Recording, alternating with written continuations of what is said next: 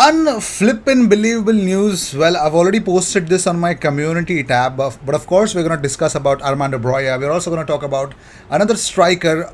What sort of player Mikel Arteta is looking for in terms of a centre forward? We're going to take a look at what are the options Arsenal can have. We have some really good players that Arsenal are already scouting, youngsters, some mad stat from William Saliba, and of course, more stuff on the way. So, if you seek daily Arsenal content, best place to be, consider subscribing. And of course, let's just jump into the news that we got. The first thing is that let's talk about Armando Broja. So, according to Tutor Mercato Web, Chelsea will sell Armando Broja for 70 million euros. Now, I'm pretty much sure if this price tag is not true. I'm pretty much sure about it. But more than Arsenal, there's another team that want him permanently, and that is Southampton. So, if Chelsea even decide to sell him for that price tag, Southampton are really out of the race to sign him. There's no way Southampton would say, you know what, let's pay that much. I mean, he's worth he's worth he's worth a good amount of money, but let's do it. I don't think so. Southampton will ever do that. So that's the price tag for Broja. Let me know 70 million euros. Should Arsenal pay that much for Armando Broja? I'll be waiting for your reply. Let's talk about Arteta on Bukayo Saka. He says, I think he's happy with his teammates. He's happy being at the club and he's enjoying it. The best teams have a killer instinct and a mentality that is, here is only winning. Win today, tomorrow, the next day's training, and the following one. That's what we have to achieve. That's why we are still not there, and consistency is a big word. Not that much related to performances, but as well how you're able to get results. That culture and that education has to be set. It takes a little bit of time, and that's what we need. And Arteta on Alex Lacazette says, Laka has a really important quality, which is that he makes the people around him better. He understands the game really well. He's a really intelligent player and his work rate is phenomenal. I think he's been very unlucky not to score another 4, 5 or 6 goals in this period. We want to give him the confidence and he will do that. But for me, he scored last week against Wolves. He was there to make the final action to win the match. Arteta on whether this summer's transfer window will be as important as the last one. He says more important. I think now is the moment we have to go to a different level. Financially, we are in a much more stable position with the money we've spent on certain players, touching the pitch for a certain amount of minutes. That balance is much better spread out across the squad, and now is the moment to raise the quality. And talking about Aubameyang leaving, Arteta said, we always make decisions in the best interests of the club and to get the best performances from the team. We made that decision as 3 parties. One was the club, one was Aubameyang, and the other was Barcelona. The 3 of us believed it was the right thing to do. And talking again about Saka, Arteta says, I think his biggest improvement is the level of consistency he's playing with.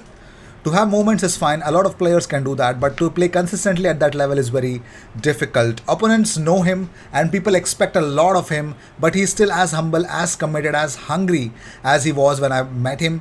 Now I think he understands the game much better and he also has a different level of aggression as a player, which I think was very needed in him. And talking about the qualities that Arteta requires from his centre forward, he says he puts the ball in the net. That's priority number 1. Goal threat. Any successful team needs enough goal threat in the squad. Without it, you have nothing. You can play good football, but you need enough goal threat in the team.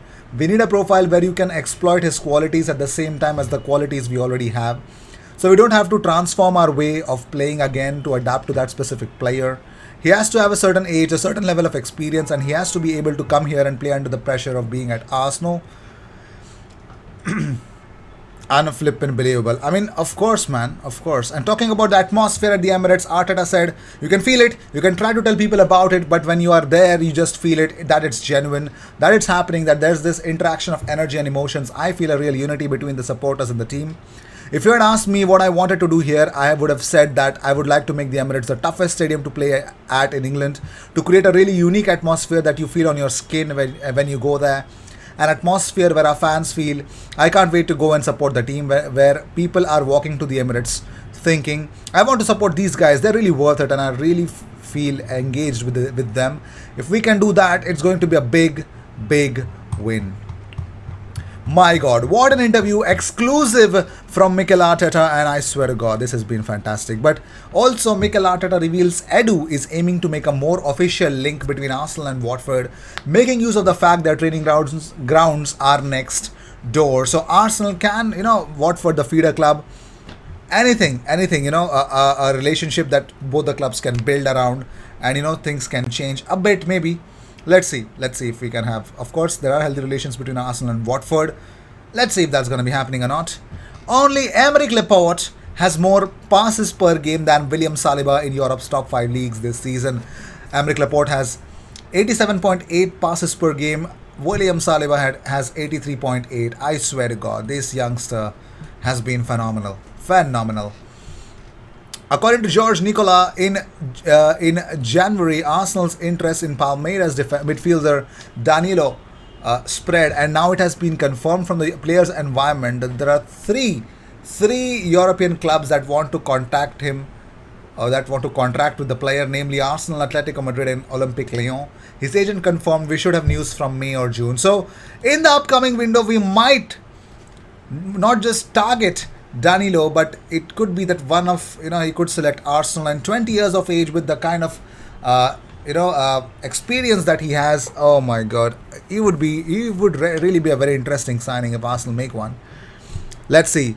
Arsenal have reportedly been monitoring breakthrough French star Hugo Ekitike.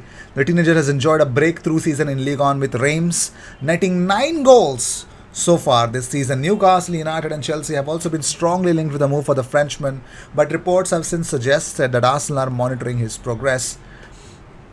Well, yes, also there's a report from But Football Club. They have said that an update on the future of Hugo Ekitike, the Reims forward, is seemingly becoming one of the most in-demand young strikers in Europe. Arsenal have scouted him when Reims played against Stade Brestois. So Arsenal are ready to rival Manchester United in the race to sign Hugo Ekitike, who is valued at around 40 million euros. Are you kidding me, lads? 40 million euros for him, I think is oh my God. The price tag is unbelievably rising, isn't it? 40 million euros. That's a little high for anyone's liking, to be fair.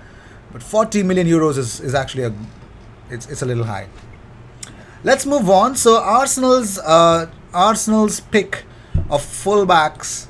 They would want to sign another fullback, and they're interested, along with AC Milan, of course. Let me tell you first that AC Milan are interested in signing Torino fullback Wilfred Singo, but they face competition from a number of clubs domestically and abroad, a report claims. Now, according to Tutto Sport, Milan have targeted Wilfred Songo, who has scored 3 goals and has 4 assists in 25 league games this season. However, they are not the only club interested in landing him. Arsenal and Tottenham are keen as well. So, that's the fact, ladies and gentlemen. Arsenal are looking at Wilfred Singo as well. Let's see if that's going to be happening or not. I will see you in the next one. Until then, cheers, and don't forget to subscribe. Cheers.